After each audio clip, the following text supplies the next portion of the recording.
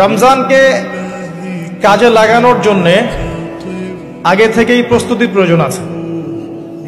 যে ব্যক্তি নামাজ পড়ে না 5 ওয়াক্ত, রমজানের প্রথম দিনেই সে 5 ওয়াক্ত নামাজি হয়ে যাবে, এটা কিন্তু ডিফিকাল্ট।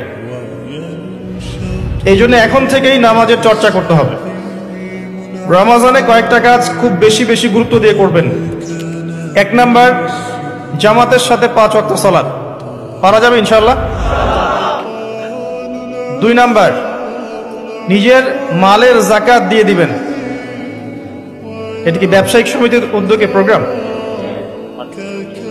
নিজেদের মালের যাকাত হিসাব করে মুফতি সাহেবদের কাছে যাবেন, কওমি উলামায়ে কেরামের কাছে যেতে পারেন, গিয়ে যাকাতের আপনার নিসাব হিসাব করে নেবেন যে আপনার কতটুকু যাকাত এসেছে, এবং এটা দেওয়ার সবচেয়ে উত্তম সময় হচ্ছে রমাদান মাস।